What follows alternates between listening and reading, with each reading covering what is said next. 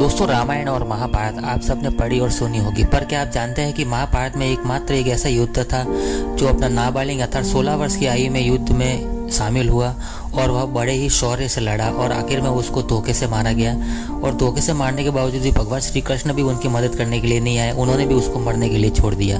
तो चलिए दोस्तों, आज की कहानी में जानेंगे कौन था वह वीर योद्धा जो नाबालिग था और 16 साल की उम्र में युद्ध मैदान में शामिल हो गया और काफ़ी योद्धाओं को मारने के बाद वह छल का सामना करते हुए वीर गति को प्राप्त हुआ और भगवान श्री कृष्ण चाहते हुए भी उनको बचाने नहीं आए और वह मारा गया। तो दोस्तों, वीडियो शुरू करने से पहले आपसे रिक्वेस्ट है कि हम सनातन धर्म से जुड़े रहस्य लेकर इस कहानी में आते हैं। अतः आप हमारे चैनल पर नए हो तो चैनल को सब्सक्राइब जरूर करें ताकि हम और आप अपने आने वाली पीढ़ी को सनातन धर्म से अवगत कराते रहें। चलिए दोस्तों, कहानी शुरू करते हैं। दोस्तों, पृथ्वी पर धर्म की स्थापना करने के लिए भगवान श्री कृष्ण अवतार लेने वाले थे। तभी सभी देवी देवताओं से इसमें योगदान करने के लिए कहा गया।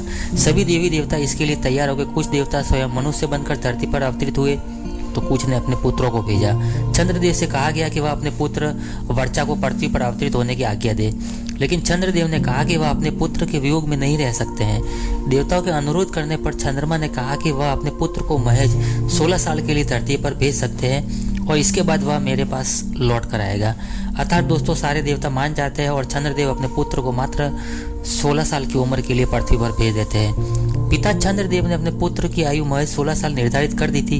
इसी कारण सुभद्रा के गर्भ में अभिमन्यु चक्रव्यूह में प्रवेश करना तो सीख गए, लेकिन जब चक्रव्यूह से निकलने का रास्ता अर्जुन बता रहे थे तब सुभद्रा को नींद आ जाती है और इससे अभिमन्यु चक्रव्यूह से निकलने का रास्ता नहीं सीख पाए और महाभारत युद्ध के दौरान इसी चक्रव्यूह में फंसकर वीर गति को प्राप्त हुए।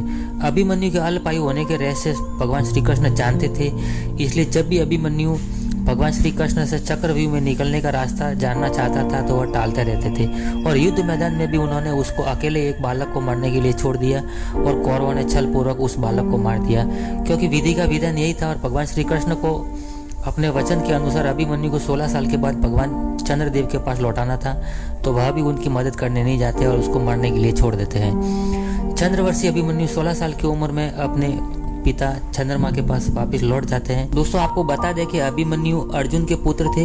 15 वर्ष की आयु में फाल्गुन मास में उनका विवाह उत्तरा से हुआ था। 16 वर्ष की आयु में आषाढ़ मास में जिस दिन ये महाभारत के युद्ध में वीर गति को प्राप्त हुए थे, उनसे एक दिन पूर्व ही अभिमन्यु अपनी पत्नी उत्तरा को गर्भ धारण किया था और अभिमन्यु की मृत्यु के बाद भी उसकी पत्नी एक पुत्र को जन्म देती है, वो भी बहुत ही पराक्रमी और महाबलवान होता है।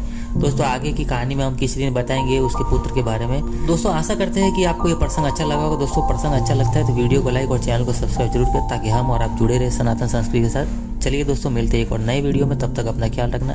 जय श्री कृष्ण।